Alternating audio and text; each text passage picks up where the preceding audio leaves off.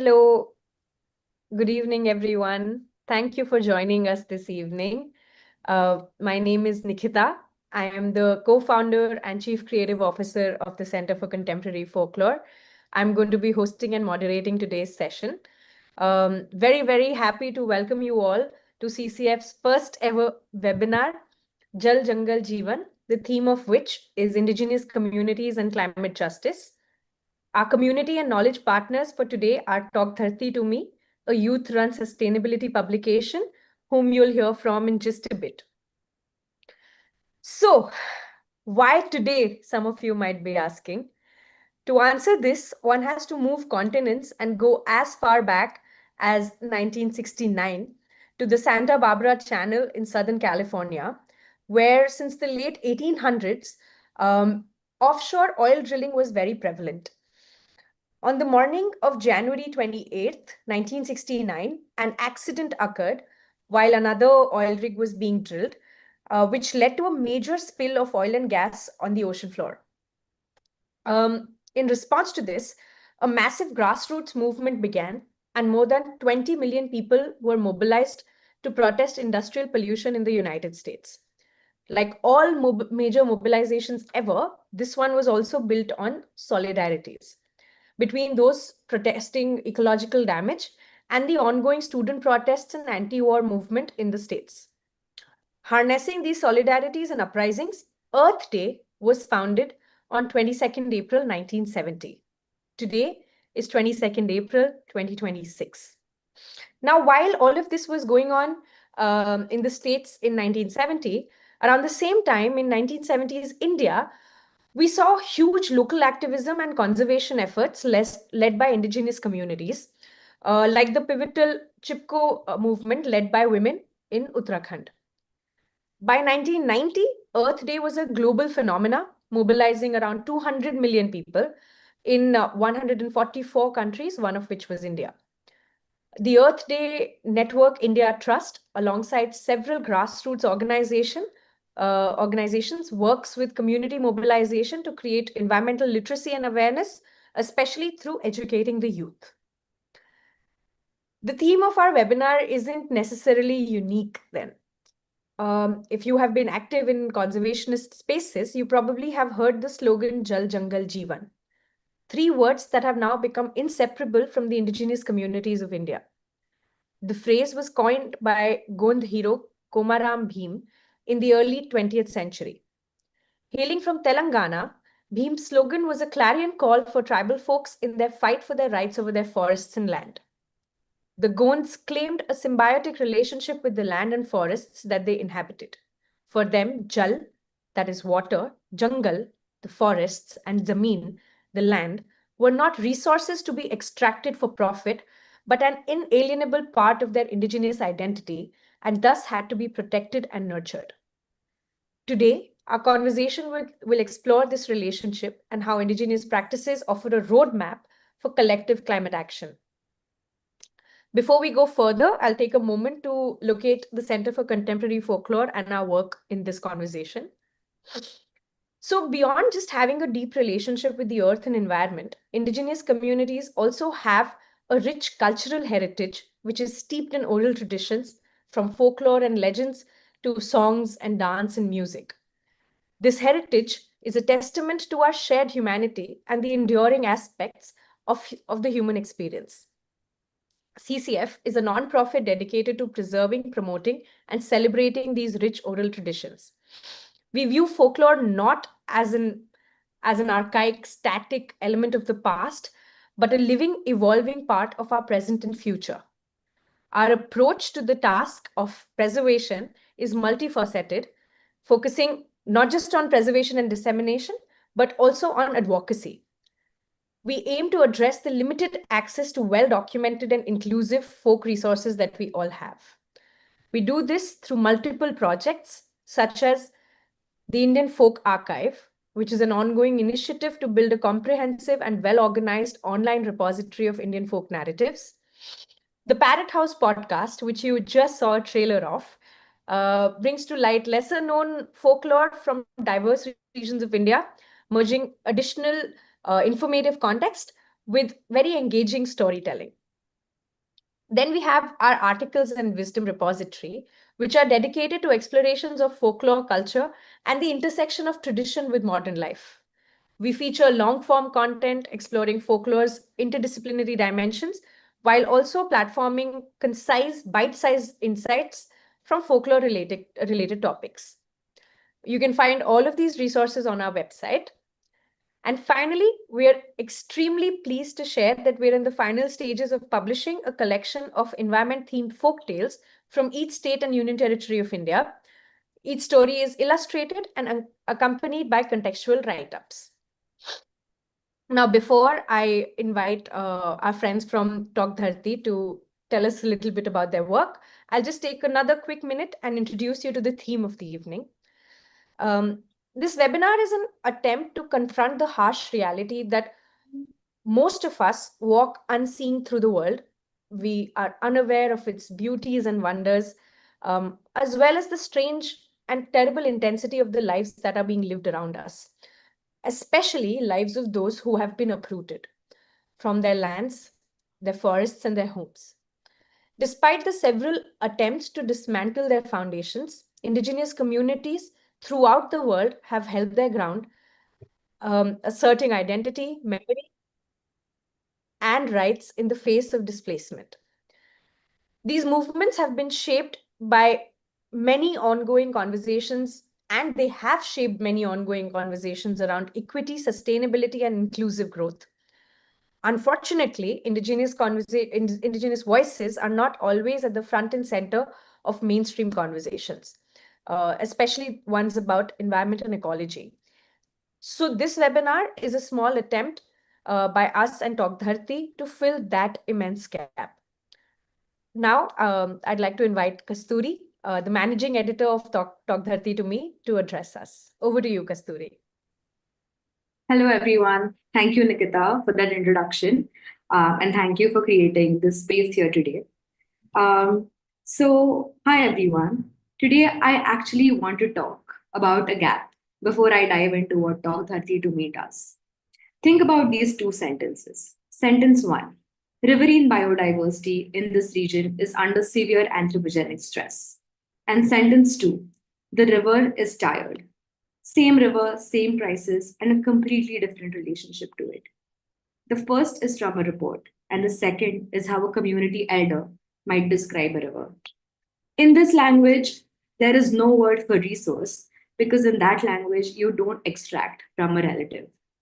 The first sentence keeps you at a safe distance from the problem, and the other kind of pulls you into the responsibility. And that is a gap I want to talk about and why it matters more than we think. We are in the middle of a climate crisis, like Nikita rightly said. And the dominant response has been scientific, technical, policy focused, and almost entirely in English. We build models, we measure air pollution, we publish reports that a lot of us don't read, and in a language that very few communities have been given access to. Meanwhile, indigenous communities across the world and in India have been holding this ecological knowledge for centuries, not in journals or reports, but in their songs, stories, dances, and music. In the specific names they have for the 15 different kinds of soil in their region, in ceremonies that mark the first seed, and also the return of particular bird. In oral and folk traditions, these are weather maps, biodiversity records, and land use systems. This knowledge didn't need to be written down because it was lived by these communities. It was the air people breathed and the ground they walked on. The latest reports on climate change are slowly beginning to draw on what they're now calling traditional ecological knowledge. Climate scientists are finally catching up to what communities in Bastar, in Meghalaya, in the Nilgiris have known for generations, that the forest and the rain, the jal and the jungle and the zameen talk to each other. And when you lose one, you lose the other. Land is not a backdrop to human life. That land is human life. But here's the thing. This knowledge lives inside languages. And India has over 700 languages, many of them being endangered. And we talk about this as a cultural tragedy, But as the work CCF does highlights, it is also an ecological one. Every time a language dies, we don't just lose words, we lose a way of reading the earth. We lose an archive that took thousands of years to build, and it cannot be reconstructed from a satellite image. Now, I actually want to say something a little uncomfortable.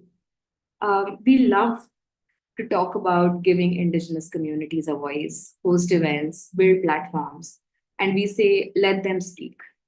And yes, that matters.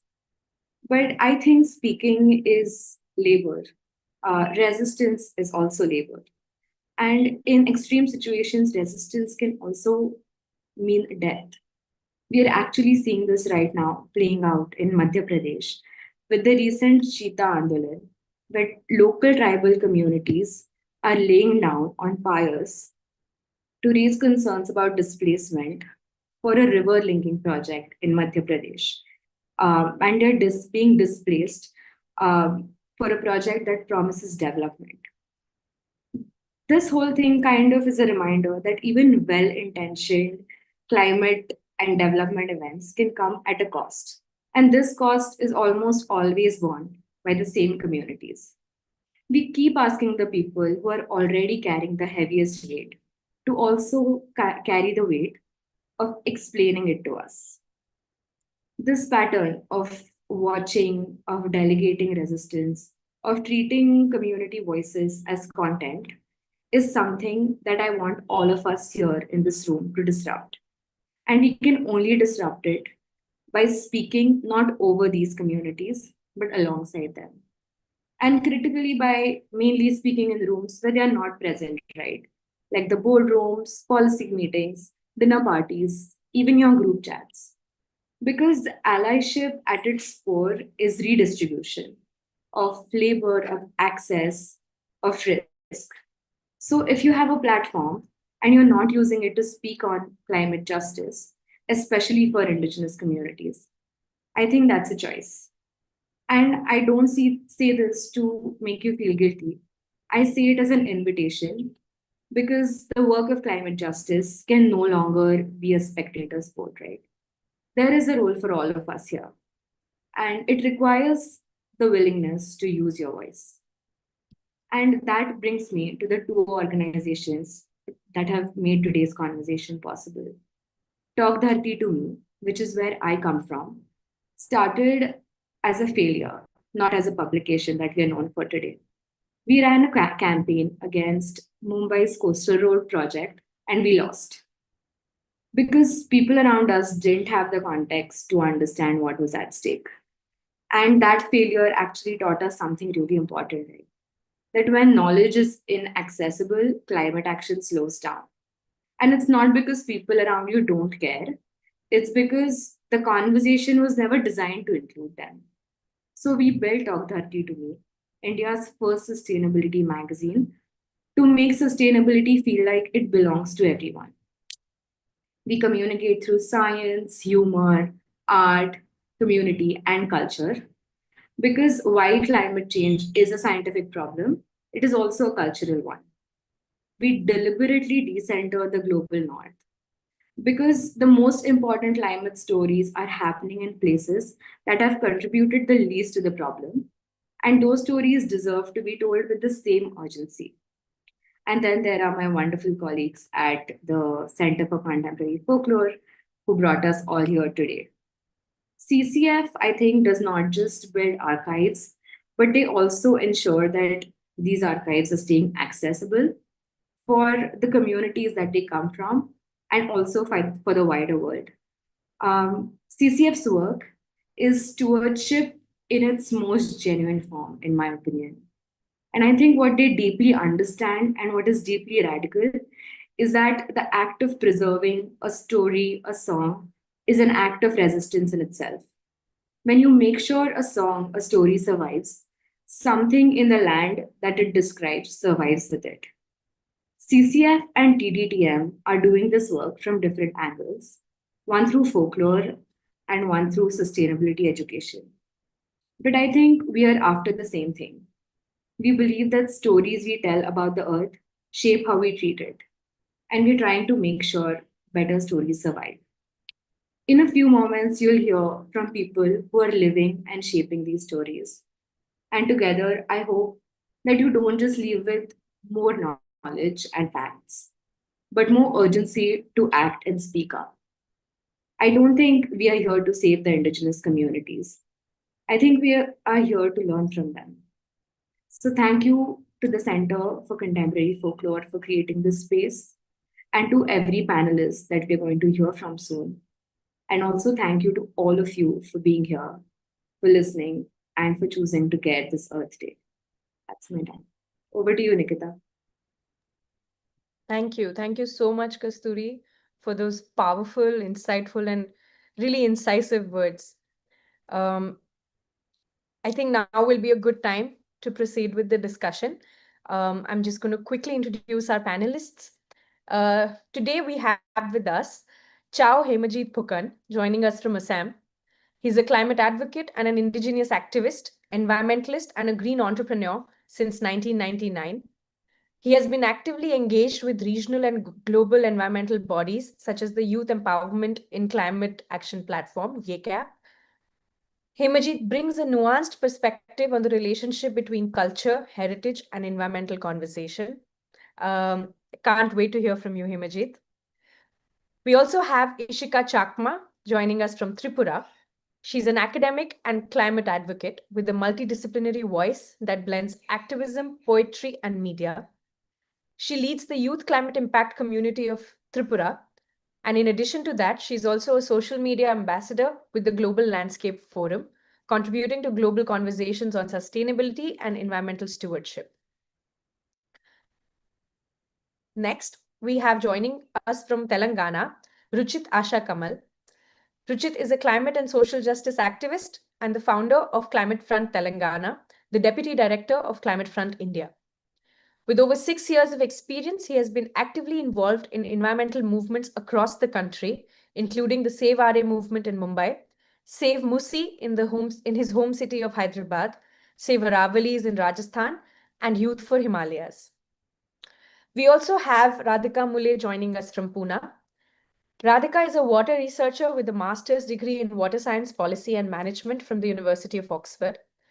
She has worked extensively as an environmental researcher and is currently working as a senior research associate at the Center for Sustainability, Environment and Climate Change at Flame University. Alongside her academic and policy work, Radhika is a trained Bharatnatyam dancer who brings a unique artistic lens to environmental discourse. And lastly, we have Tanmay Gid, the founder and creative head of Untold Earth, a mixed media storytelling initiative at the intersection of information and action. Her work spans collaborations with the Gond community in Pench, women-led social enterprises in Himachal Pradesh, and ethnographic research with honey harvesters in Satyamangalam Tiger Reserve. With that, I'll quickly move into the conversation for today. I want to begin with some individual specific questions to each of our panelists. The first one I will direct towards Radhika. So, Radhika, we know that there is a push for river beautification in urban regions, such as the Mula Mutha in Pune and the Musi in Hyderabad. What effects do you think these beautification projects have on lower riparian communities? That's essentially my question. Thank you. Thank you so much, Nikita, and thank you everyone for this beautiful session today. I think I would like to start off by saying that I do not belong to a tribal or indigenous community. So in no way I would say that I'm speaking on their behalf. I do not have the right to do that. How I would try to answer the question is from an academic lens. So if we were to understand the projects that are happening along the river banks right now, one of the very basic fundamental concept that we have to understand is river has different stretches and has to be looked at as a singular entity from the origins to the mouth, right? So by making the distinction of the river within the city or the river in the rural areas, the upper, lower, middle sections. What we are basically doing is looking at river in a very fragmented way, which academically is a bit problematic. So then why also how it connects with the communities is, for example, the river banks that we have today in Mulamutha or even in other rivers have formed due to years of silt deposition and which have brought in fertile soils to the river banks. In case of Pune, there have been local farmers, traditional farmers who have been farming along these river banks, and the land rights for these go back to the British era, where they were granted in context of Pune, they go back to the Peshwa era as well. So these farmers have been understanding the riverbanks and the soil and the silt deposition patterns for over centuries, right? So that is one community which has been closely working with the river. Another community is the fishing communities. So the river banks have vegetation, the flora, fauna. The arboreal vegetation from these river banks, when they fall upon the river, cast shadow on the river, they form cool and calm patches where fishes reside or breed. These sites become very important for the fishing communities. Now, the kind of trees that are being planted and that should be planted, therefore, need to be taken into consideration, because we are also going to affect the fishing communities and the livelihoods of many people. Another community, which in case of Pune, for example, if we speak of Muramutha, the boatmen community. Now, interestingly, at the confluence of Muramutha River, you'll find boatmen who have been working there for, again, for hereditary. They have been talking about how they have been witnessing changes in the flow of river. They have been talking about the seasonal fluctuations, and they also have been acting as lifeguards because they understand the river, they understand the river flow, the depth, the force, and the velocity and the speed. All these understanding and the knowledge, which I would like to say is experiential knowledge, right? You learn it because you deal with the river on an everyday basis, is something that needs to be integrated in the way we are understanding and working with the rivers. And as an academic person, I would also say that yes, landscapes are changing, our cities are changing, and along with that, we cannot say that the river should not change. River will also change because it is part of the entire landscape. But the question is, how are we changing, and who are we listening to? And I think that that's how I have been trying to understand and frame this narrative, that we definitely want cleaner rivers. In case of Pune, the rivers currently are very polluted. So we want the rivers to be clean. In that process, whom are we listening to? Whose knowledge are we considering? And why is very important. So I think that's how I would like to answer your question, Nikita. Yeah. Thank you. Thank you, Radhika. I'll just open the floor up to all the other panelists if anybody wants to respond to this, if anybody has any thoughts. We can take a moment. If not, I'll proceed to the next question.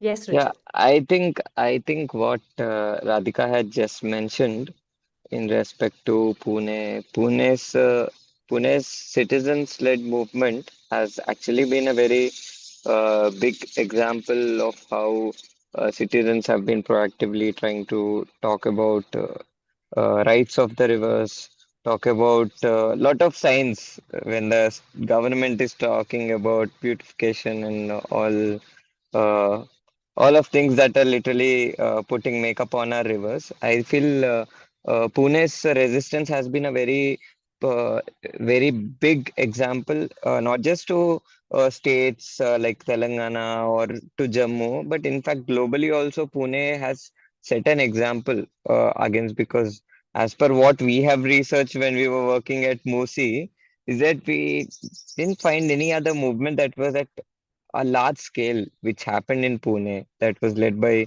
multiple groups, Pune River Revival and everything. And I feel that, yeah, the movement that has been happening in Pune and the citizens, multiple people who have been leading, it's just really inspiring, and it's just really so much to learn.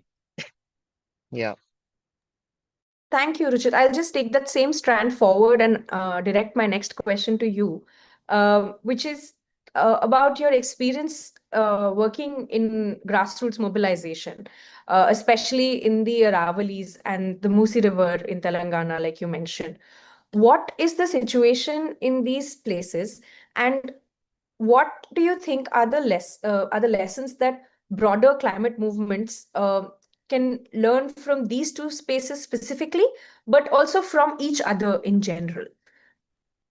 Yeah. So this is what I was, in fact, trying to tell to uh, one more group. I was, in fact, I was in a workshop few days back where all of us young people were sitting and getting citizens activists who have been working on our own river, on Musi.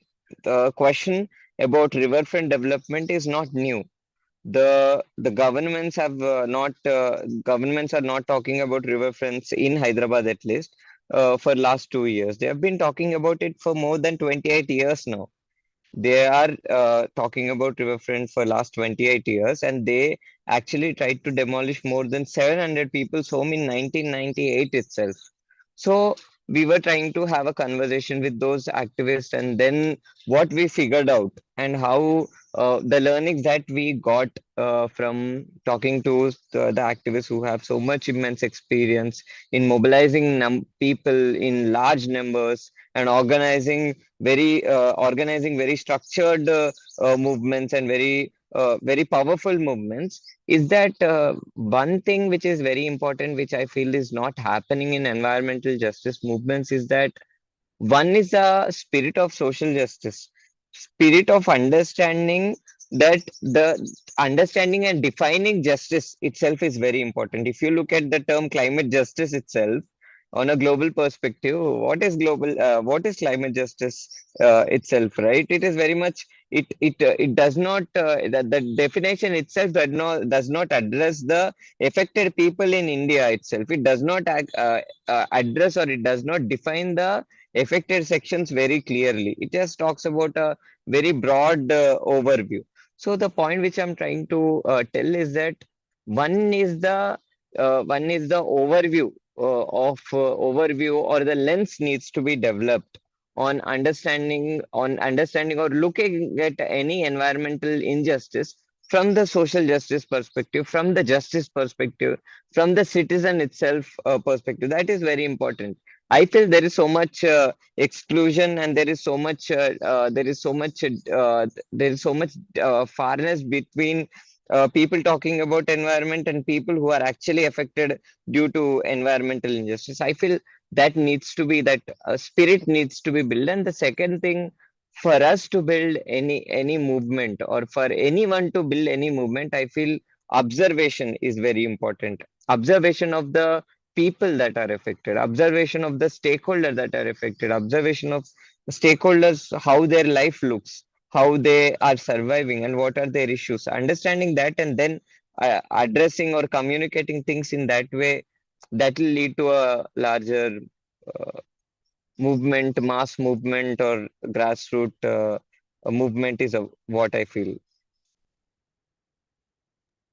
Thank you, Ruchit. I think that those are very, very valid points. And I think what you said about the spirit of social justice not being so present in climate conversations, I think that makes a lot of sense and is deeply unfortunate.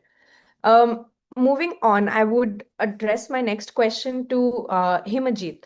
Um, Himajit, I think a lot of what we have talked about, and I think this came up in our previous conversations with you as well. Uh, we see that despite very strong leadership on the ground from Indigenous communities, Indigenous voices are often underrepresented in decision-making spaces. As someone who has been working in both those quarters for a very, very long time, what do you think are structural changes that are needed to ensure more equitable participation, especially in climate governance? Yeah, first of all, Boykhom Tanglai, It is our indigenous language. Boykom Tanglai means in Hindi it's called Namaste, or it is in our own language. Secondly, I would like to give heartfelt thanks to Center for Contemporary Folklore for inviting me for such a inaugural session of discussing what lies or what is the future for indigenous people along with what we call the environment or ecology. Before giving the answer, I'm just routing the initial questions on answers which already given by Radhika and I think Rushita. That if you check any indigenous people across the planet, the number is very less, only 6%. And you know, every indigenous peoples, the main thing is river. You check everywhere, the name of the river is linked with the indigenous community. Nowadays, the newly the rivers names are coming, but originally the indigenous names are rooted with the river, and it have the meanings. That's why we used to say like rivers are bringing the civilizations. Rivers are bringing the culture. Now, last year I was attending one meeting regarding it was during World River Day. I was just giving one lecture over there. Can you name any river which is not polluted in the planet? It is a very challengeable task because nobody knows the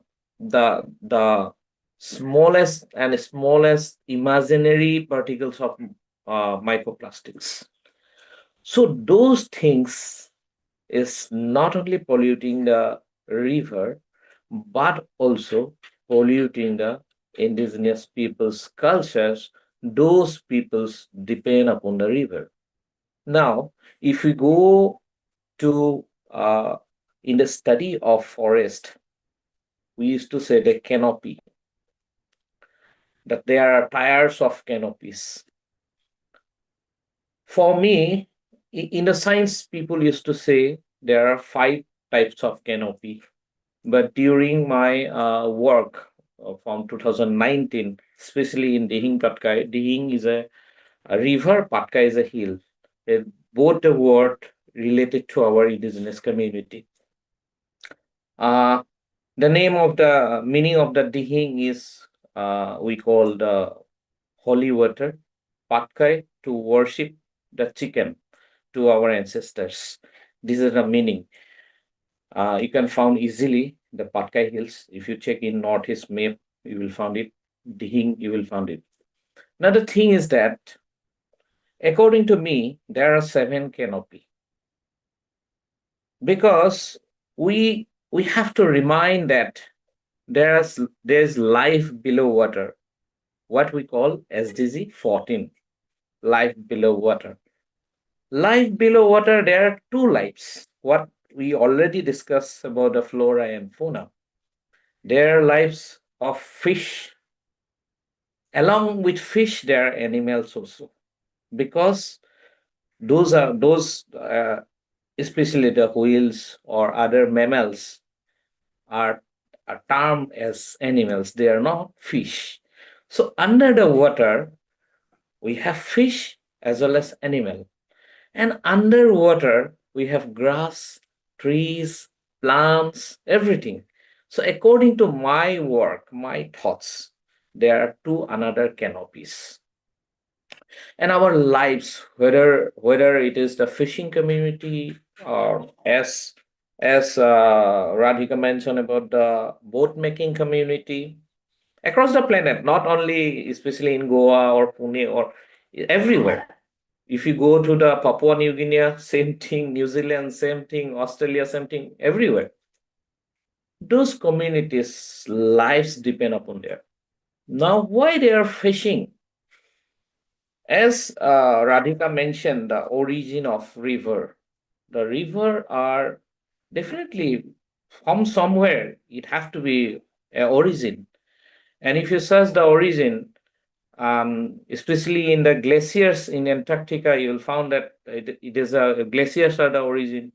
In the hilly regions, especially the hills are the origins. And nowadays, what happened, especially in our northeast zone, these are the now I'm coming with the policies so that you can understand why it is important the governance and policies. Now, present government, not only here, but in Australia or New Zealand, everywhere, even in Brazil, Congo, Amazons, corporates are making policies for extracting the minerals. Minerals can be anything. Minerals can be lead, minerals can be gold, minerals can be copper, platinums, anything, coal, oil. For extracting that, they are making policies along with the governments, and they started trying to destroy the hills. And again, as like rivers, hills, even the hills also belongs to the community. In our, especially in Northeast, we have hills with every community, Karbi Hills, Naga Hills, just like Patkai Hills with the Ahom communities, Missimi Hills. If you go to Arunachal, all the community have their own hills. Hills means that people, that indigenous people, actually protector of that hills. They used to worship the hills, like Maori community in New Zealand. They protect their Maori hills and Maori rivers. They worship it. New Zealand is lucky to adopt resolutions that they are going to protect the hills and river along with human rights. Apart from New Zealand's, no other country did that. So first we have to protect our hills to not to pollute the rivers.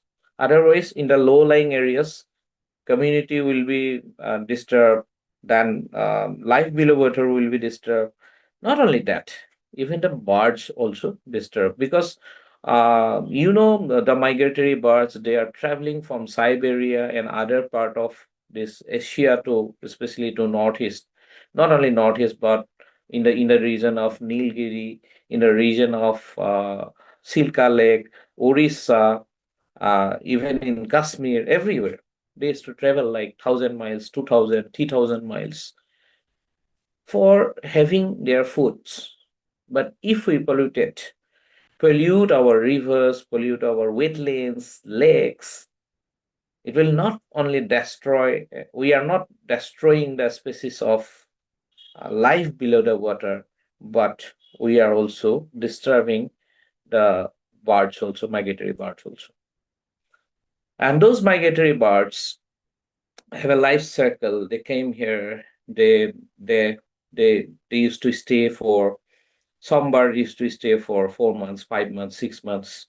Some birds have to just to build, they build some families here, and some have to come for season, have food, and they return back to their origins. So it is a correlated, interlinked. Now, the term what Rashida is talking about, the climate justice. Justice to whom? We are talking about a climate justice.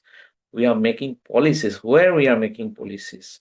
Now, if you read the biodiversity law 2016 and present biodiversity law, there is a huge difference. They can adopt a land Lots of fighting is going on about this new biodiversity law. They can adopt a land in a like of 100-meter radius. But if you in the northeast, if you go for 100-meter radius, you are touching in some location, you are touching 100-kilometer radius, you are touching Bhutan, you are touching Assam, India, then you are touching Bangladesh also. In this part, you are touching Nepal also. So some policies is going to disturb us. And another most important thing, especially in case of indigenous people, they have the land, but they don't have the papers. This is the issue. Actually, our policymaker is taking the advantages. You check everywhere, whether it is Chhattisgarh, Jharkhand. I used to travel all those places, even in Mumbai, Pune, Goa. People claim that these hills belongs to us, these rivers belongs to us, but they don't have the authentic documents, authentic papers. And government term it is their land. This is the issue, and this is the loopholes. Actually, our policymakers are doing the target. So we have to make sure, we have to make our policies in such a way that we are not going to touch that land for those actually belongs to that ancestral communities. Only in that case, we can do the justice to those hills and rivers. We are not doing justice to us because we are making the policies. We human being making the policies. If we have to do the justice, we have to do the justice to the natural resources. Then, in case of grassroots travel, it is a challenges, and one major challenges is what about your means. Already we are discussing about the language. In the introduction part, you were discussing about the language. I will take another 2 minutes, then I will stop. Okay. Uh, see, in India, we have lots of dialects, not language, dialects. Especially in Northeast also, we found more than 150 dialects. Very few languages there. And since people have the dialects, it does have the written documents. We have the language from from 1200 centuries, we have our own written language. It's called Tayahum language. We have our own scripts, manuscripts, everything. We are lucky. But till now, our central government is not recognize our language as the national language, or it is not recognizable language. We have very few recognizable language. So what is my motivation to other indigenous community from last several years? Those who have the dialects, please adopt a script and make your dialect to script. Write down your own histories, because this is the decade from 2021 to 2031. UN is declaring that decade for indigenous languages. So those indigenous people who don't have the language, means script, they have to adopt a script, and they have to make it a dialect. You can Google it, or you can note down it. The people from Tripura, especially, I think one of the panelists is also already from Tripura. Especially the Tripura people is fighting for their own language. It's called Kokborak. It is a dialect, but they want to adopt a script, and government is not allowing that. So as a activist working in entire Southeast Asia and Asia Pacific regions, we have to know these kind of things, what other communities are facing. If we don't know that, and if we don't collaborate with other indigenous peoples, then there will be no justice, no solutions. Thank you so much. Thank you. Thank you so much, Hemajit. Thank you for pulling all of the strands of conversation together in your response. I will move to my next question, which is to Tanmay. Tanmay, I just want to situate your work in the Gond community in Pench to talk about how people in these communities are navigating life in protected areas, protected forests and reserves, and the realities of such protection, the impact of it in the lives of the communities who have been living and working there for generations. You're on mute, Tanmay. I'm so sorry.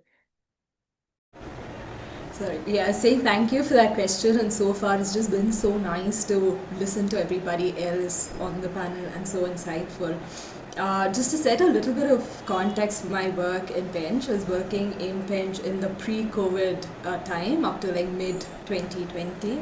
And we were working in 3 villages called Kamba, Kamrit and Ambadi, which were located so these were all based in Madhya Pradesh. So Pench is between Maharashtra and Madhya Pradesh. We were working on the Madhya Pradesh side of it. And so I think, again, something that Radhika mentioned early on, and then Ruchit also kind of spoke to that, is, again, my experience comes from an observation and a number of conversations with communities across India for now close to a decade. So what I can share of what I know so far is just based off of those conversations and that observation, and I really am not, like a representative of the different communities that I have worked with. I feel like when I was just thinking about the question that you just asked, it's interesting because Pench was notified as a protected area sometime around the mid-1970s, and then it was in 92 as part of Project Tiger that it became a tiger reserve. However, the Gond communities that have lived in central India, they have lived there for generations, as you mentioned, and so far, the earliest record is from around the 14th century. So their presence in that landscape, their relationship to that landscape, and the understanding of forests and ecosystems far predates the regulatory, political, all of the other changes that happened around them. So I feel like in essence, the relationship is still that of coexistence, and it's also so interesting because it is so layered, right? The immediate implications of a wild landscape on your sustenance, on your livelihoods, on even your safety in this situation, in your rituals and cultures, all of those things is derived from that relationship with the forest. So while over a period of time there have been certain positive changes, so in the sense that they don't have to rely on venturing into the forest to collect firewood so much, it's also had certain implications in terms of like harvesting mahua seasonally has been something that has been a seasonal livelihood, source of livelihood for these folks. Something similar happens also in Satyamangala, that harvesting honey is a seasonal livelihood that the indigenous communities engage in. But there is such a deep understanding of how much is enough and what is right, even when you are depending on a natural landscape for your livelihood, right? It never comes from an exploitative lens. So I feel like that is really a deeply interwoven and respectful relationship between indigenous communities and the forest, and there is a recognition of the hardship as well, right? So because I used to live with somebody called Ajay, who is again a part of the Gond community who lived in the village of Kamgir. And you step out of his house, go ahead a little bit, there is his field, and right on the other side is the core area of the forest. And while there is a demarcation, it's not a fortress. Like, you know, there can be animal movement in and out, right? So although the protected area has been marked like that, the people still continue to interact very closely with that landscape. So especially during harvest season, either Ajay or his brother would take turns living up in the machan to watch over the field at night.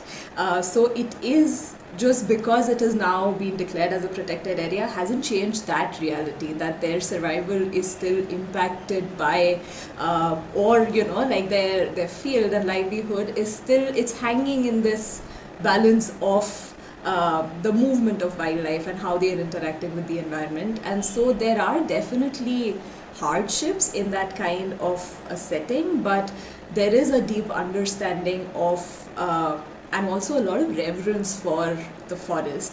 The thing that at least to me struck as something that they are having to navigate or is posing to be a challenge is really the kind of external pressure that's coming in. When I started working in Pench, one of the things that struck me as really strange is the number of guest houses and resorts that are coming up very, very close to the protected area. Now, whether it's central Maharashtra or Madhya Pradesh, this entire region around Pench, we know to be quite a dry region, and there is water scarcity. So also considering that, the communities have learned to navigate their life around the availability of resources. But then when there is unchecked growth of this kind of infrastructure, there is a limited pool of resources of which everybody wants, you know, like everybody wants a part of it. And of course, when you talk of like commercial use of these resources, then it gets much higher. Like the most ridiculous and absurd thing that I remember coming across when I was in Pench is we were again working around the Turiya Gate. There's multiple gates to Pench. The Tiger Reserve, one of those was Turiya Gate. And very close to that was the conversation of a water park being built. And that is just such a strange idea, because who goes into such a pristine and gorgeous landscape and thinks, you know, what is missing here is probably a water park. So those kind of things, right? And then navigating these added pressures is, I think, what is becoming a little difficult to navigate. Also, again, there are layers to this, because I feel oftentimes when we speak of indigenous communities, we tend to skip the aspect of aspirations and how different generations also have different aspirations. So while these resorts come up, and while even as part of the forest department, tourism is something that they want to push, because I mean, for better or for worse, the same department that's being given the responsibility of conserving your natural landscapes also has the job of having to make money out of those landscapes. So it's a slightly twisted situation. Now, when these resorts come up, one of the understanding is that people from the indigenous communities would be employed at these resorts, at least 1% of that. So a lot of so including my host Ajay, he was one of the safari drivers. So he's the one who would take people, and I remember him very diligently studying for his exams to become like a senior driver and naturalist. Sometimes they work as staff in these resorts. So there's the aspirations of younger generations are also changing. They want to try different kinds of jobs. They want certain security. Now, in the case of somebody like Ajay, he has 2 sons and 1 daughter. And he was very adamant that he wants to send all 3 of his children to the same kind of school, and which is a better school that is a little bit farther from the village, not the school that is in the village. So having that job stability gives him the opportunity to be able to provide that education to his children. But the flip side of that is when it goes unchecked, it's just like you walk into or you're driving into this natural landscape and there is just unchecked infrastructure, because everybody coming from the outside is trying to make a profit out of it. So I feel like the relationship with the forest itself over generations is built on a lot of understanding, on a lot of respect, but it's the external pressures that are that need a lot of conversations, that need to be regulated in some sense. So you can find that balance between conservation and aspiration. Thank you. Thank you so much, Tanmay, for the very detailed um, sharing of your experiences. I actually want to speak to the idea you brought in about the aspirations of youth and how evolving ideas of modernity are somewhere playing a part. And I'd like to direct my next question, which is related to this, to you, Ishika. So, Ishika, I want to ask you, when we are talking about navigating identity and modernity, which can be especially challenging for the youth for youth everywhere, but especially youth who come from indigenous communities, uh, there is the risk of losing traditional knowledge, uh, but there is also aspirations. So how do you observe indigenous youth navigating this dilemma and kind of forging their way in this? That's essentially what I want to ask. Am I audible? Thank you so much, CCF and other panelists. It was very grateful for me to hear from all the panelists and also CCF for giving me this opportunity. And my name is Ishika Chakma. I'm from Tripura. I'm I belong to Chakma community, one of the indigenous community from Tripura.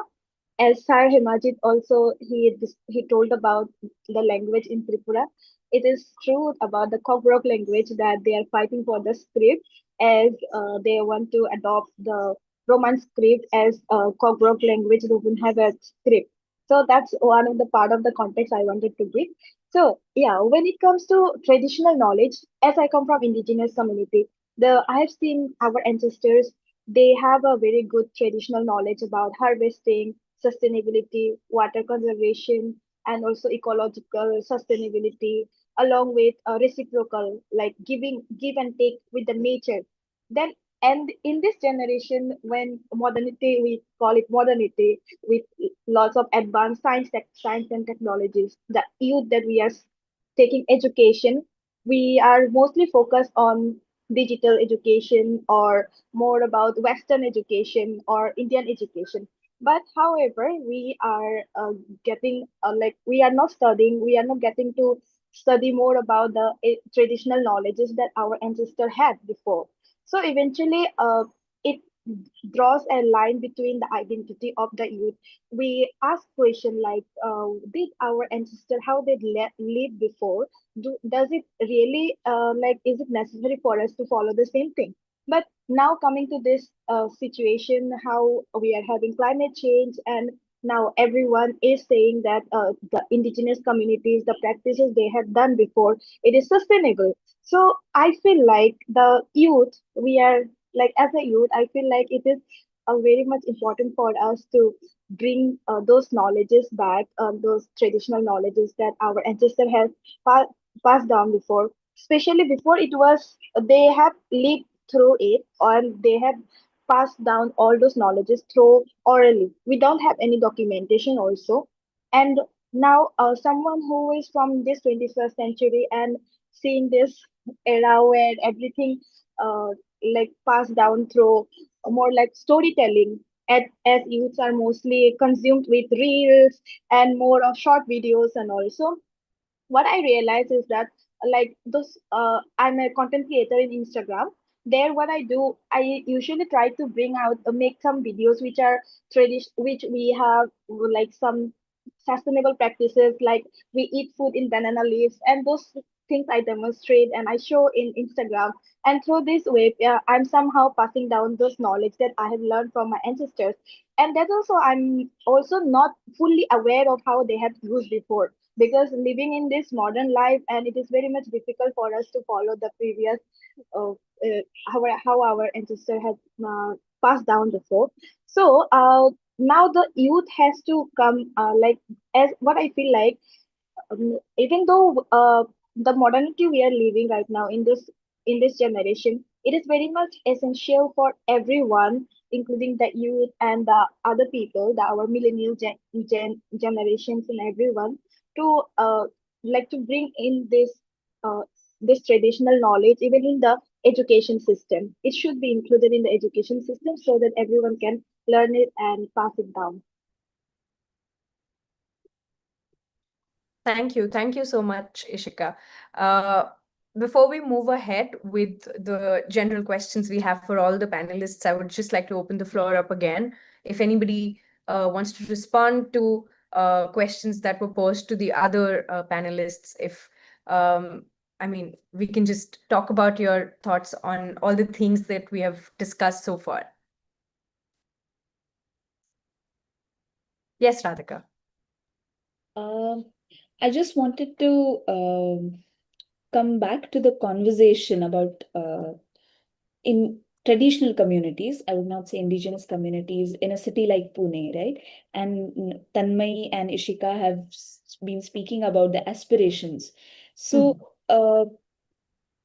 this is very interesting is when for research purposes, when I go and meet the farmers and the boatsmen and the fishermen, they, as Tanmay said, they themselves do not want their younger generation to come into these professions.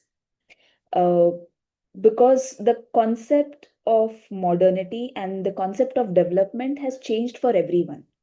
So I also feel how the importance of what kind of knowledge gets integrated into the systems becomes therefore very important, right? And this also comes from the context of how our knowledge systems are very intellectual based. Like, for example, right now also we are sitting here and having a very intellectual conversation, versus the knowledge systems that exist with these communities comes from their experience. And unless that experience exists, the importance of that knowledge will also not stay. So I just wanted to speak about how we need to look at different kinds of knowledge systems, and how these knowledge systems need to also speak with each other. And and to say that we should not be saying that a specific kind of knowledge system should not be addressed at all. Like, in the sense, for example, as a water researcher, there is a lot of emphasis on engineering, right? How we engineer the rivers and the streams and the ponds and the lakes.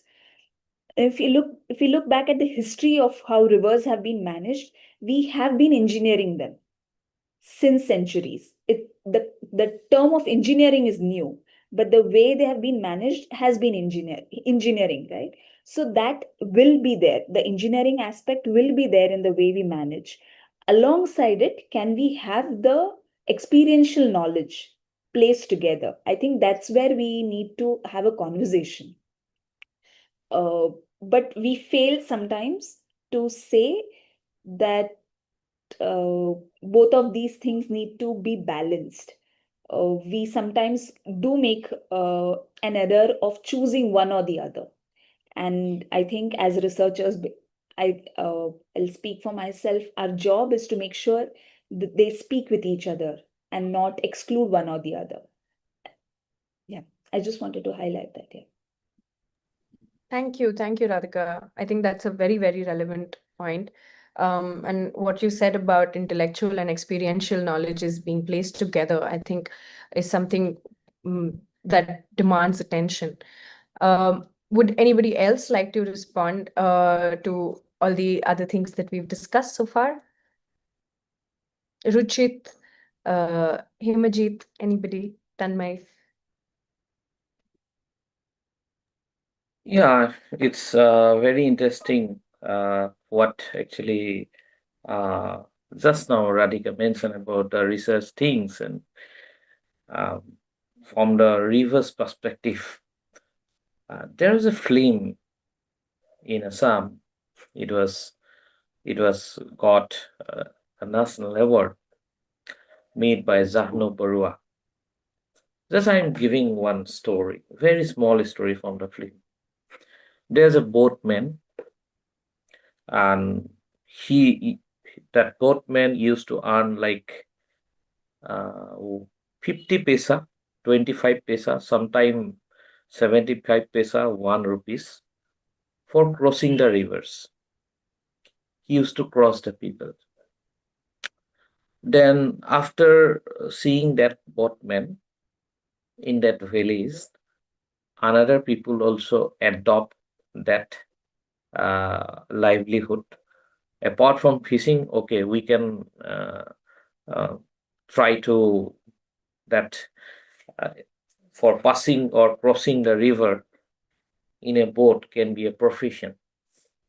Then many people adopted that. Somehow, in earlier days, there is a very less amount of money for making this kind of bridge in the remote areas. Somehow, government is having the fund for making a bridge. Then there is a protest for making the bridge, but finally the bridge was completed.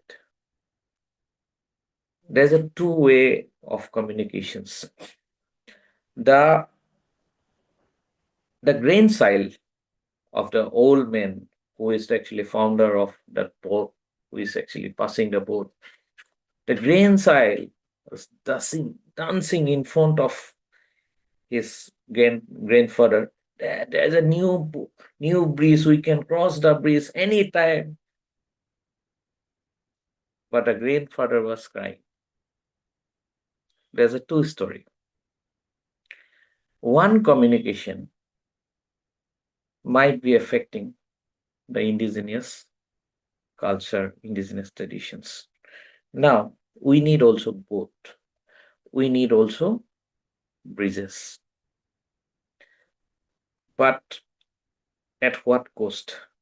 We have to be sure that if any, what actually Rishika is mentioning, not as an indigenous community, but the community living in that place or local community. Thus, I'm using her term now. We have to make sure that those people also get livelihood first before doing development. That is called, there's a documentary during my IIT days in 2011. We used to watch that documentary. The name of the documentary is Development and Disparities.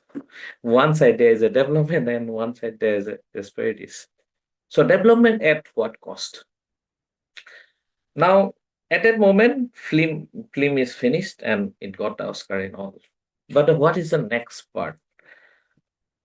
The next part of the film is not coming because it is a true history story.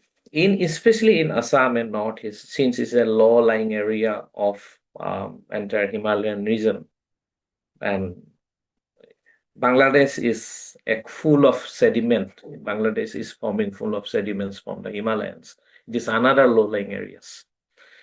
Now, due to the havoc flood, every year in Assam, especially in the low-lying areas, there are damages of bridges in every corners. At that time, people again need boats to cross the river. At that time, people need boatmen to save their life. So we have to protect both the things. Thank you. Thank you, Himajit. I think that's a full circle insight. Pretty much at the start of the conversation when Radhika said that boatmen often act as lifeguards as well. And that's a very important part that they play in how communities navigate rivers. I want to extend the conversation further to something we've briefly touched upon, but not really gone into a lot of detail about, which is the aspect of expression. Since we talked about languages and dialects, uh, we know that expression, creative expression, uh, expressing through words and language is a major part of indigenous cultures. I want to ask all of you, what role do you think creative expression or expression plays in environmental movements and conservation efforts? And how do you think this work can be integrated better and expanded? I'm asking this also because both the organizations here organizing this today, Talk Dharti and us, we are kind of working in that space, and perhaps we can learn from your experiences about how better to incorporate creative expression and expression in climate conversations. Anybody who'd like to go first?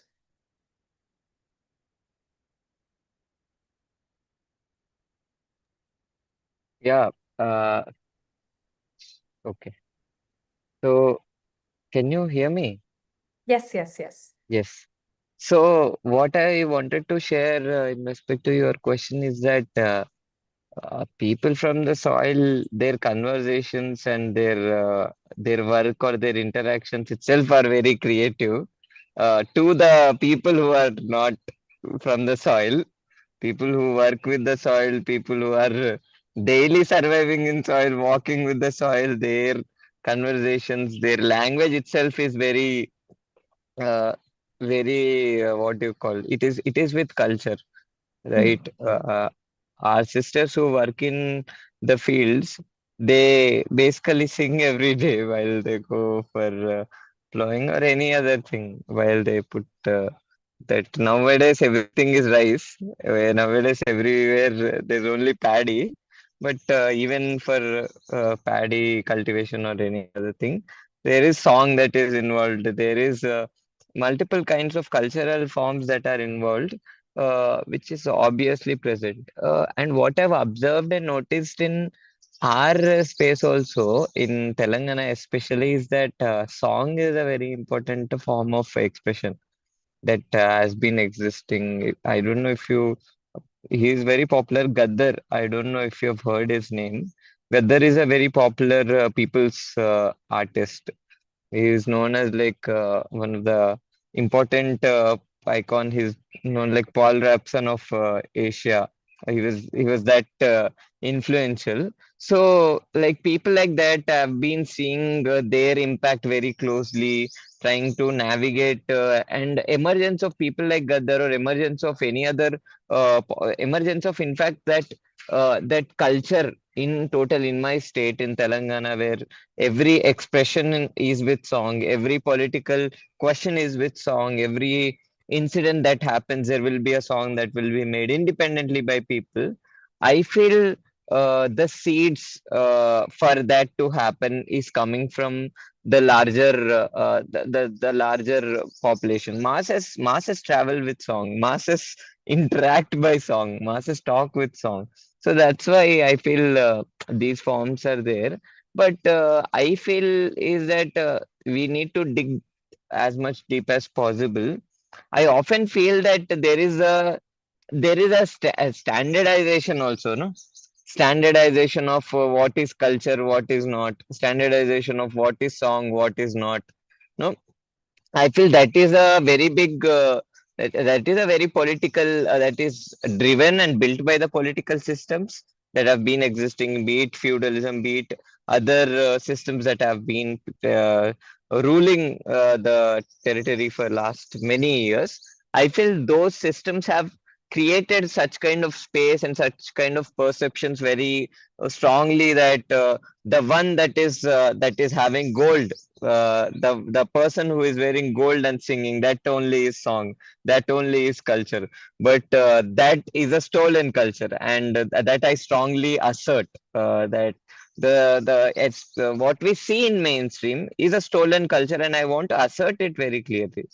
Culture forms with soil, culture forms with production, and production is only done by the indigenous marginalized communities. It is done, it is built by the working class people, it is built by the women, it is built by the people who work hard.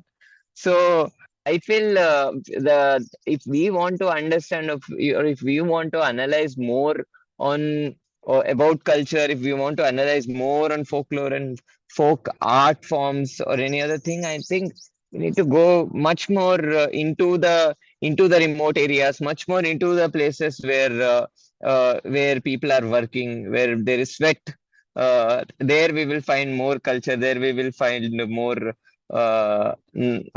clear conversations that are beautiful. These are just conversations. These are not even, I mean, these are just simple conversations that have been happening, and these systems have made it. They stole it from our people and just glorified it, and now they don't. Like, for example, one thing which I want to share, and I've been speaking about it for last many years since when I have some voice, is that see there are awards that are given to songs at mainstream, right? There are songs and there are awards given to people to popular songs or popular artists.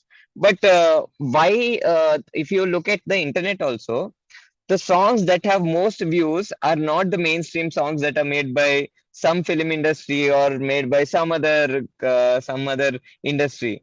It is the songs that are made by the masses. It is a song that is made by Adivasis of Jharkhand, that is made by people from Adilabad district or people from Mahbub Nagar in Telangana. So why there is no recognition or why there is no appreciation or acknowledgement that these songs exist, why there is no acknowledgement that these sounds exist, at least, no? I think it is very political, that is intentional. There's a it is a political act that is happening, and systemically they are kept away from the mainstream so that their structures exist, their structures be strengthened.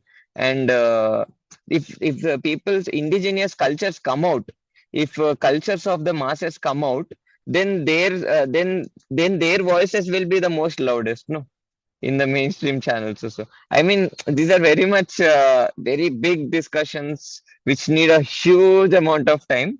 But I can give that small gist that we need to go to the places where there is sweat to understand uh, the culture. And culture is conversation of the people from soil. Yeah. Thank you, Ruchit. I think that does sum this up really, really well. And while you were speaking, I realized that the last instance when I heard of Gadaranna was is in the introduction of an Ambedkarite opera that I'm very privileged to be a part of. It's a play called Kavan, and when we begin the play, we call upon the spirit and the name of Gadaranna before beginning. So the fact that, yeah, very powerful what you just said. Thank you so much. If anybody else would like to respond to what, yes, Ishika. Yeah. So what Ruchit said about the music, the songs, that's what I wanted to talk about. So when it comes to my community, Chakma community, I have listened to some songs which mostly deals with talking about the landscape of a place, and they are talking about the flowers, and also the birds are singing. And because most of our means my community, they mostly come from a place where they are mostly rooted to the nature. So everything, even the season is seen through a bird singing.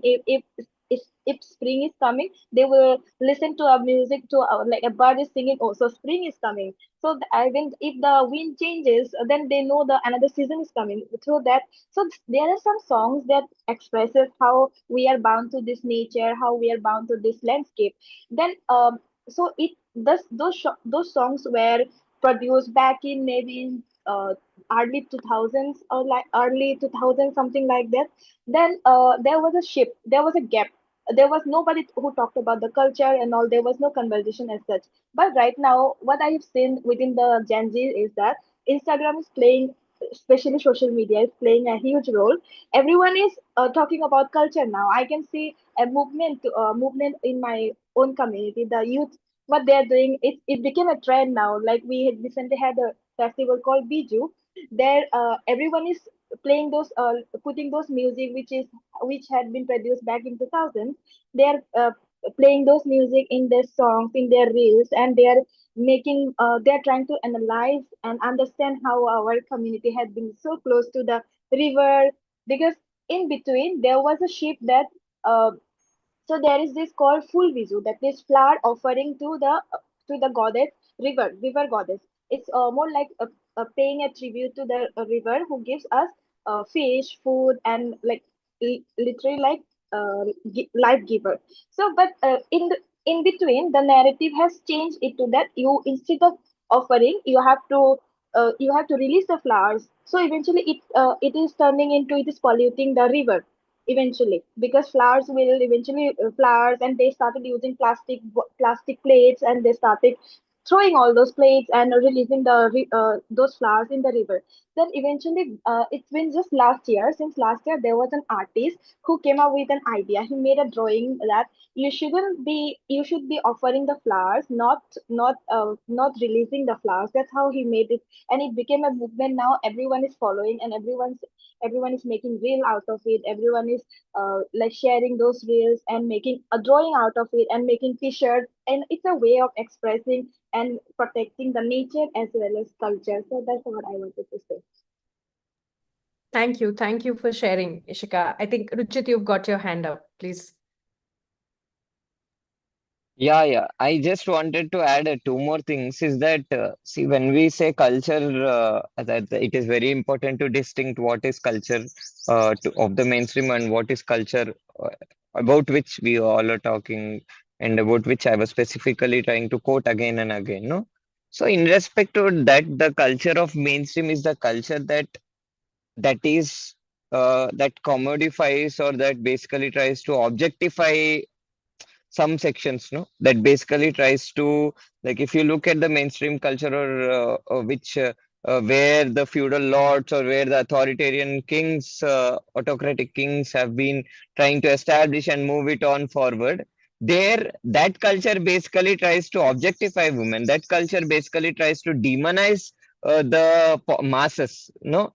So these distinctions and these aspects also needs to be clearly looked out, no, understanding and filtering these things very clearly, because culture also has a lot to do with political power.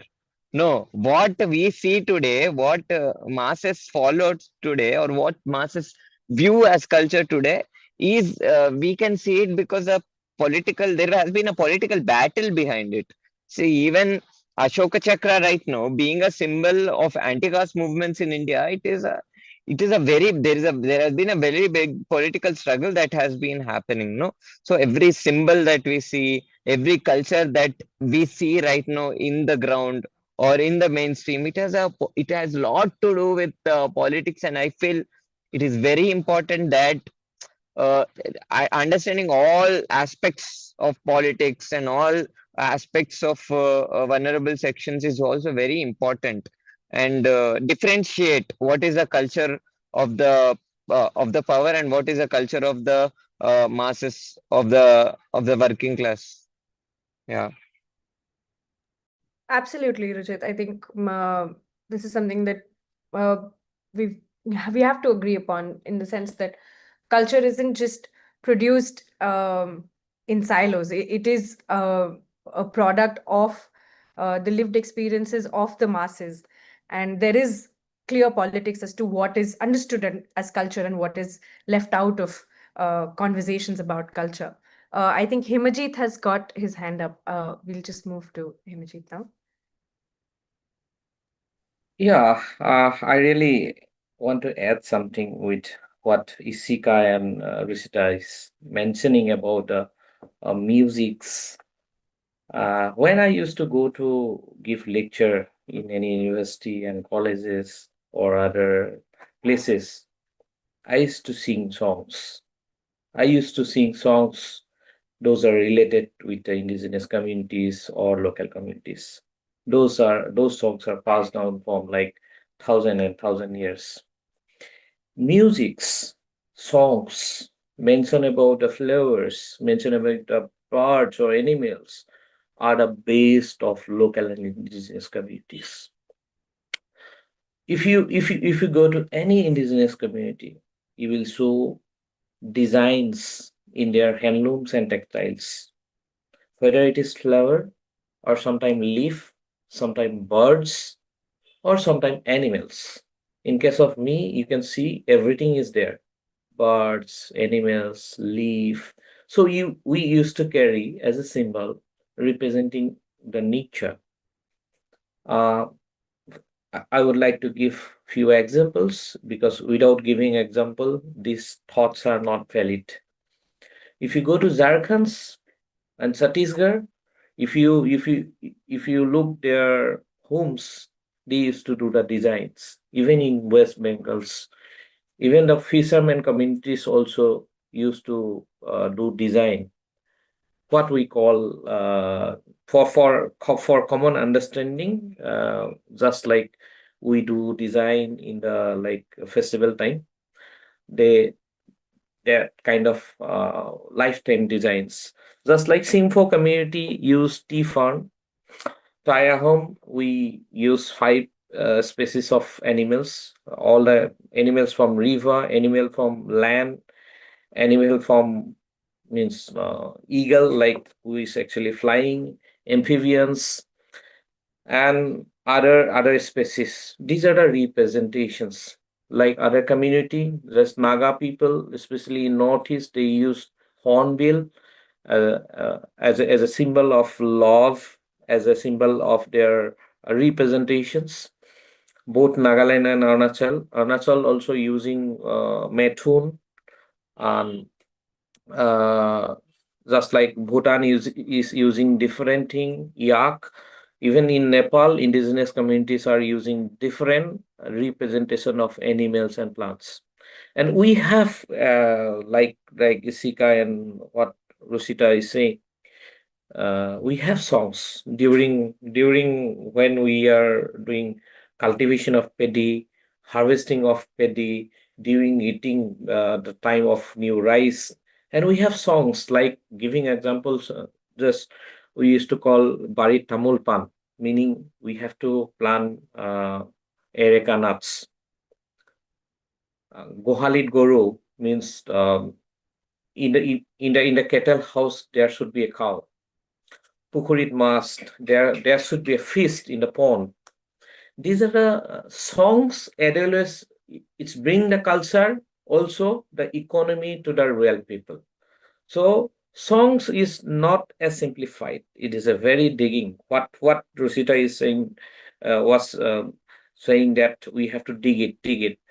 Within the song, there is a representation of culture, there is a representation of livelihood, there is a representation of environment.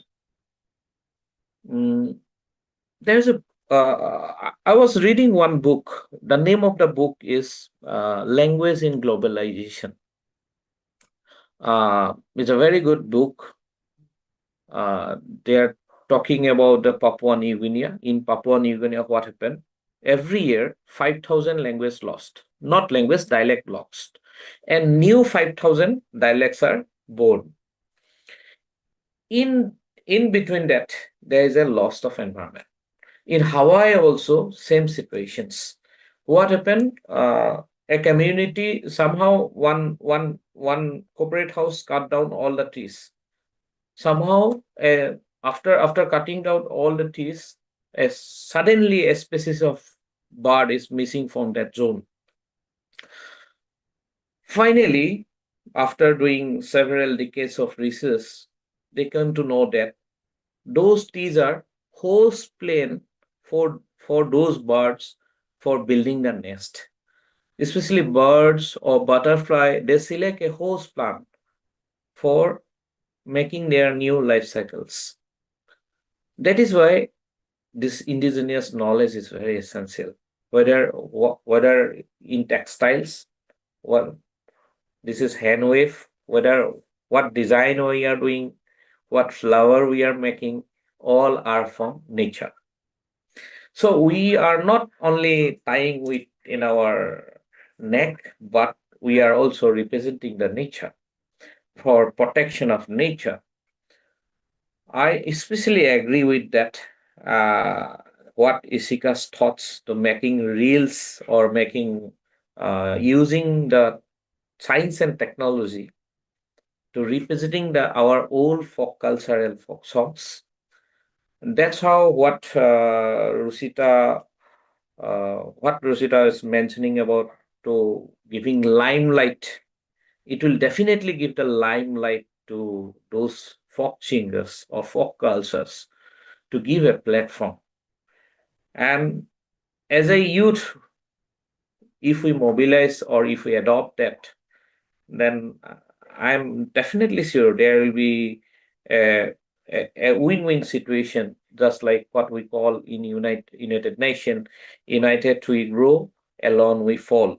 And there will be definitely no politics in promotion of those songs. And I really enjoy the folk songs, whether it is Rajasthani or especially from the fisher community of Goa or or songs from Jharkhand. That unique tone, that natural musics are means as a green entrepreneur, I used to say that green music, because without electricity, without other composing, they are making the natural musics. You can check another festival name. Just I'm giving the name of the festival. After that, I will stop my talking about this musics and dance form. The name of the festival is Under the Salti. It is happen every year in Assam, and it is very world famous. Tourists are coming from Europe, Africa, Australia, New Zealand, everywhere. Under the Salti. Sal is a name of tea, and that festival used to be happen in every means like every yearly in the month of December, especially in the second weeks. At that time, there is a kind of no rain, nothing is there, so leaves are something leaves are flowing in the down, and small minimum amounts of breeze are there, so you cannot play music there. Birds are giving the musics, leaves are playing the musics, and winds are giving the musics. Without mic, you have to play your entire play. You have to give the dance. You have to give the message with your either with a dance form or with a body form or along with birds. You can give the signal. And during night time, actually, there is no light, but moon is playing the factor as a light. So that is why I'm giving you the name. The festival name is Under the Salti. The founder is Sukrasajya Rava. He is died already. But how these things is happening, how people are thinking about it, because the origin is called Badung Dupa. Badung Dupa is a Rava tribe word. The meaning of Badung Dupa is fruit, bamboo fruit. So it's another community word. So I think in this year or next year, if Rusita visit this festival, he will get his answer. How this local community involving and giving message to the people across the planet with the form of dance, songs, along with nature. Thank you. Thank you, Himajit. I think what Ruchit was also speaking about is something that we've got a couple of questions about. So one question that we have on the chat from Bursenla, she asks that are there any other examples of how oral traditions and folk culture in that sense have done the job of bringing communities together and inspiring action, especially environment action. And she says that we'd love to hear about them. But I think Tanmai's got her hand up, so we'll go to her first and then to this question. Yeah, no, I just wanted to make a quick point because I mean, your question was how can creative expression be able to bring about change, right? And be able to communicate what we need to. I think we spoke extensively about creative expression, and I think one of the things that we're also trying to explore with Untold Earth, and I feel like CCF is on a very similar track, is that while we look at creative expressions, the medium and what is the intended outcome of that is an equally important conversation to have, because unless that those songs and those forms of art and what we want out of that, unless that doesn't reach the right stakeholders, who are people that are in places of being able to make those kind of decisions, unless that gap is not bridged. So whether then that means leveraging social media, whether it means creating more platforms where people can communicate in their own ways, in their own languages, because I think with one of, again, the advantages of technology is that there are fewer gatekeepers now, and at least the younger generation all have access to at least Facebook and YouTube, if not anything else. That's also the primary source of, as far as I've observed, where they're getting their knowledge from, even if not every day, at least when they step away from their homes and typically go to the close by towns for whatever work that they need to do. So I feel like a little bit of this also clarity and what is the intended outcome of the creative expression, especially in a situation like this where we want it to drive change. And then in that case, you have to meet your audience where they are. There are so many things that we are comfortable, or ways of expression in which we are comfortable. If we can help bridge that gap in meeting the audience that are in places of helping take these movements forward, if we can meet them where they are, so also understanding what those mediums are, I feel like parallelly that's an equally helpful conversation to have. Right. Yeah, I think one of the other things in the same vein, if I have to talk about a question that we often speak about at length and think about at CCF, is how to kind of take oral traditions, folk culture, folk music, all forms of folk art, and deal with them in an ethical manner, as maybe those of us who are not from these communities, how do we respond to the ethicality of these questions? I think that's something that we really think about, and that's again a question that we had received, so maybe we can come to that. But first, Radhika, you've got your hand up. Uh, I- it was very interesting to listen to everyone speak, because I'm listening to it as a dancer, and and there's something that is happening while everyone is speaking about songs and music, uh, about how people connect because of songs. And Hemjit spoke about designs and motives. Um there's a very interesting concept, or and a book written by Saskia Kesselboom where about Bharatnatyam. But she lays down a very beautiful concept of word, sound, and image. How each word creates a sound, and each sound creates an image. And therefore, in Indian art forms, we see that knowledge is not just orally transmitted or written, but it is also performed, because we respond to visuals. And that is exactly what Ishika was also saying. Reels are basically visuals, right? We respond to visuals. So why I thought of bringing this conversation, idea into this right now is because I worked on a study called The Rights of Rivers Through Lens of Bharatanatyam.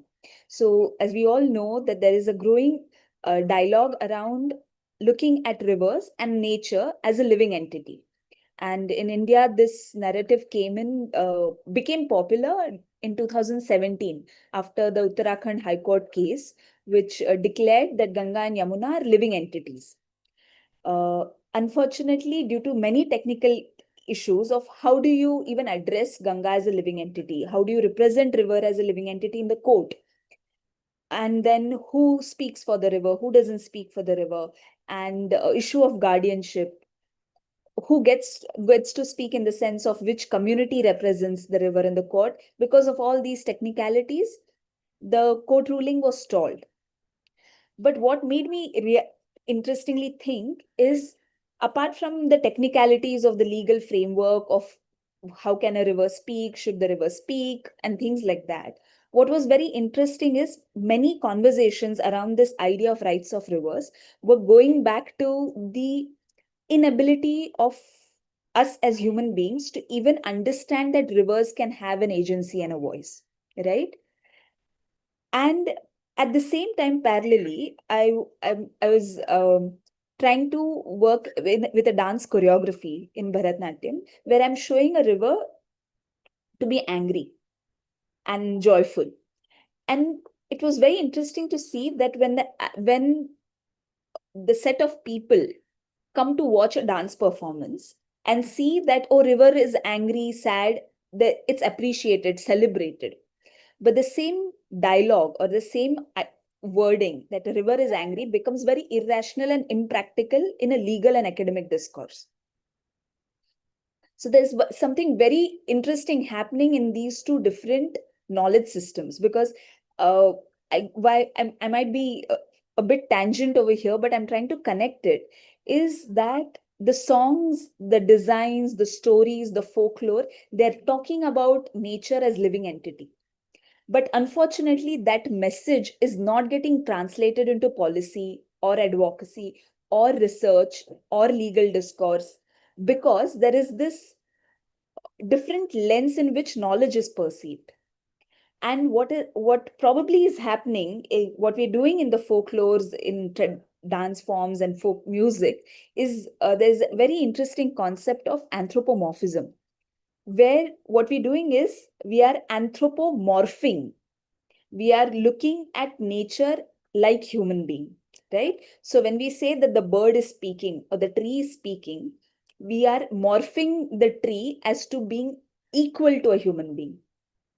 And this idea that nature, a bird can speak, a tree can speak, unfortunately became a problematic thing, because it was considered as a problem or a mistake or a fallacy, because it cannot be rationalized. You cannot prove it. And because you can't prove it, it doesn't exist. And this also links with the idea of how knowledge is then passed down. Only that which can be proven and scientifically measured is something which is knowledge. And that which is not is emotional, is not knowledge, right? So, and this is what is happening, that we're doing this in art forms. We are addressing the emotions, we are talking about emotions, and the emotions are not talking to the rational, and the rational is not talking to the emotions. So there's this conflict, right, in the way the conversations are happening. So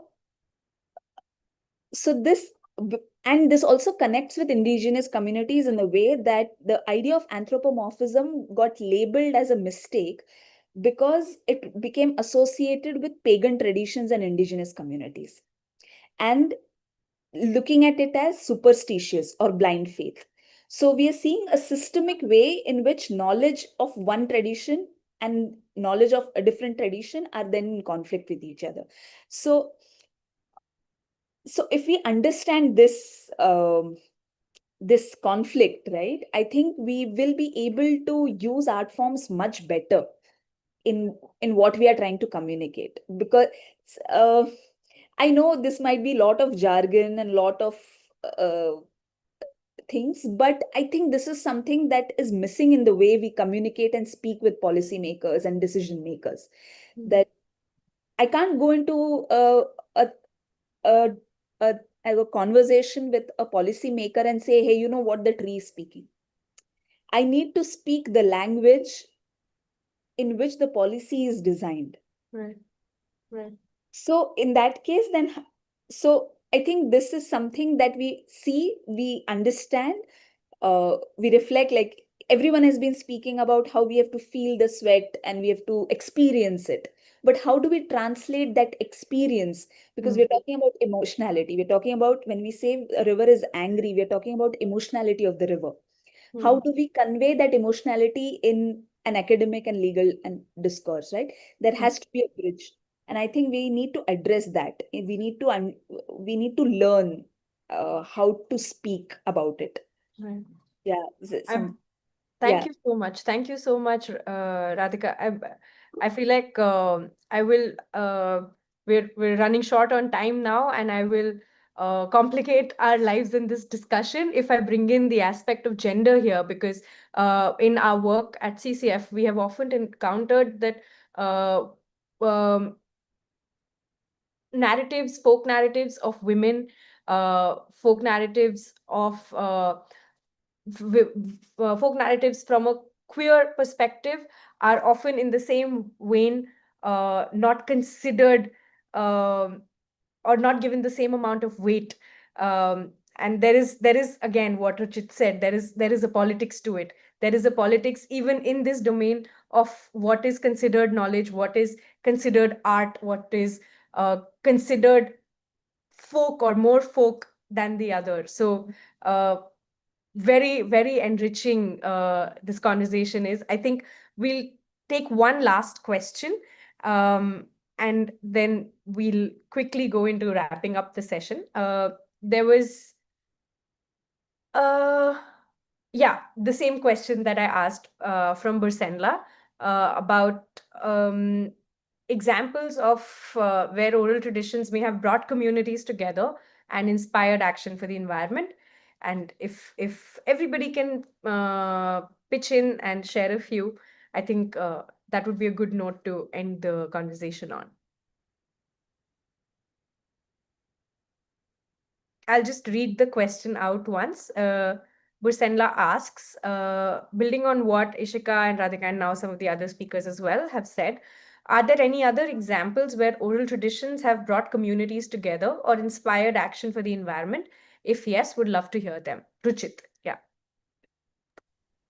Yeah, actually, that is what I was trying to communicate when I took an example of Gadar, because his communication was more about see, in these mobilizations that which I was trying to take example. These are all mobilizations that are these are all, or these are all vulnerable sections or the people who are affected, the stakeholders organizing themselves and trying to utilize their way of communications, their way of talking to the state or to the any political authority that is responsible. For example, few years back, when there was not right now, many years back, when there was Mandal Commission and there was a movement that was supporting, and when there was a counter movement which was opposing it, when that mobilization was happening, at that time multiple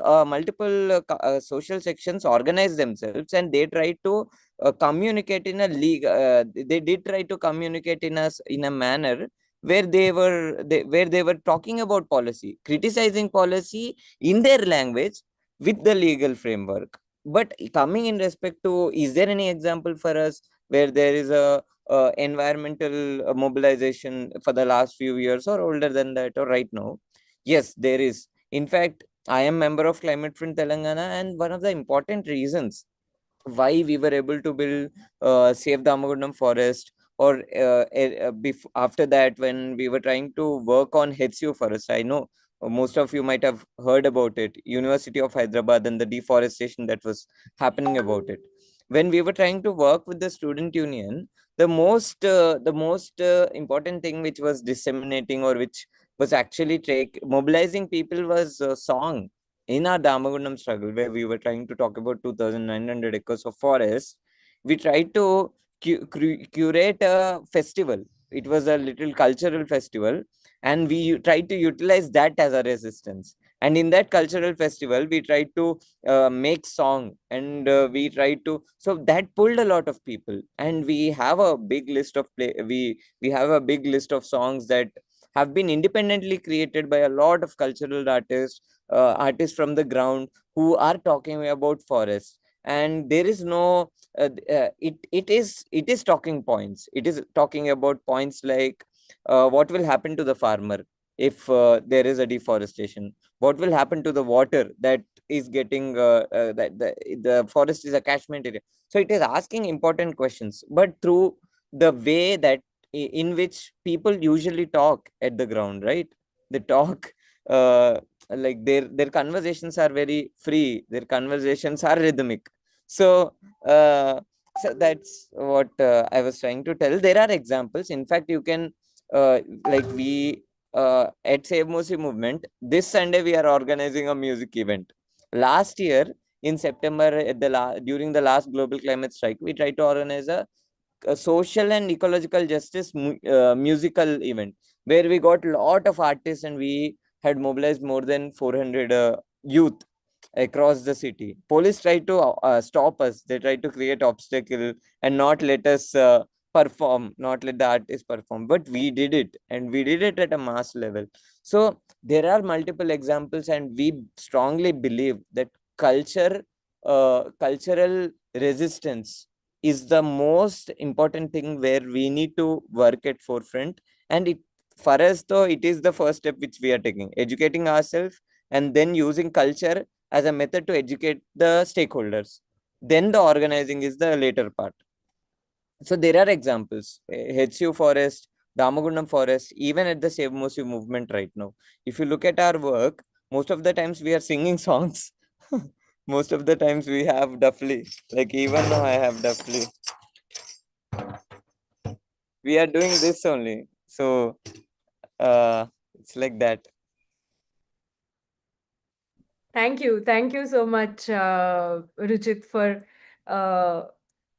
yeah, it was great to see your Duffly at the end of this discussion. Okay, I think we will quickly wrap up now. If any of the panelists have any short points to leave us with, we can quickly open the floor up. And then I'd just like to quickly say my thank you to everyone. But before that, if any of you have any points. Well, I would like to share one successful story of community participations. It was in the year 2019 and 2020. There's a movement of saving Dihing Patkai rainforest. And there's a illegal coal mining, and from the month of like year 2020, like March onwards, we did a very big movement for safeguarding Dihing Patkai rainforest. It was earlier wildlife sanctuary. Then that movement goes up to that limit. It reached to Europe, even from Assam to Europe. Even every university level, every college level, they give a huge picture to the government. And what I did as an activist, I filed a case to the government with the proof and all, regarding the coal mining and all. Still the letter with me, with the I filed a case in BEIO department, Bureau of Economic Offense in Assam. But presently that department is not itself there. It is gone. But the good news is that in the year 2020 December, 14 December, that time CM announced Dihing Patkai Rainforest as a national park. And another CM, present CM also of Assam also, he also announced the same rainforest again as a national park in the month of 2021 March. Why I am giving the example of both the things, not March, in the month of May 2021. It is people's movement. People can do anything.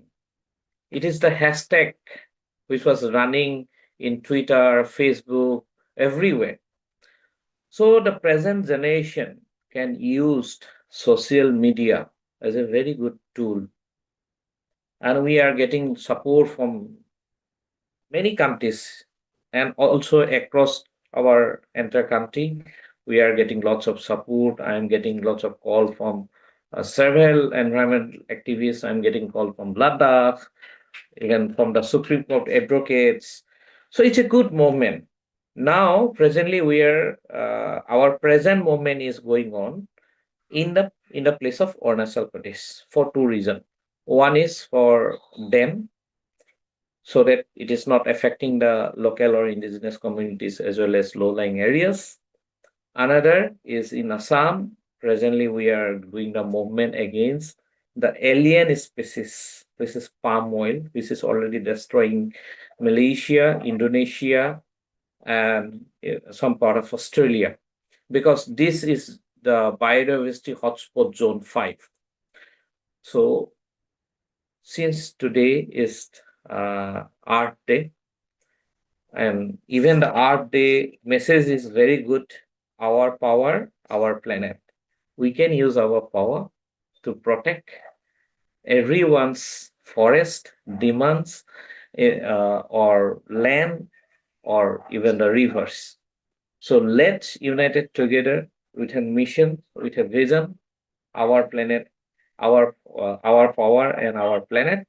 So as we can show to the policymakers what actually locally needed, what actually most important thing to the local or indigenous peoples. Thank you. Thank you so much, Hemajit.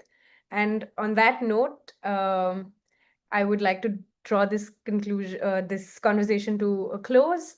And my sincerest gratitude to our panelists for joining us this evening, for bringing so much nuance, so much of their experiences, and so much of themselves to this conversation, for giving us insight not only into their experiences and their lives, but also painting such a rich, vivid picture of the present moment, the moment that we find ourselves in today.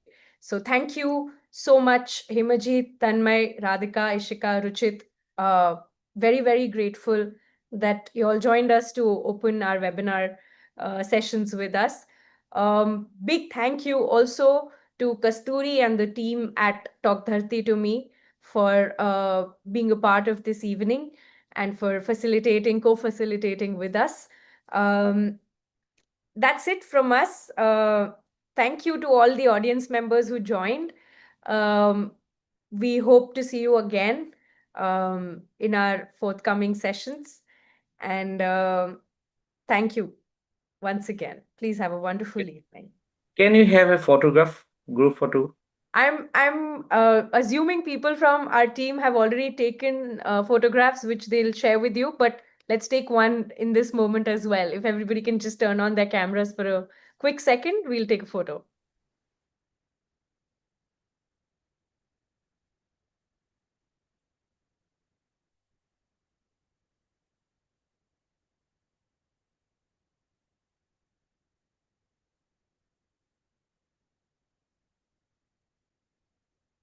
I can see everybody smiling. I just hope someone's also clicking. Angel, are you clicking? Okay, thank you. All right. Thank you so much, everyone. Thank you. It was great to have you here. Thank you. Bye-bye.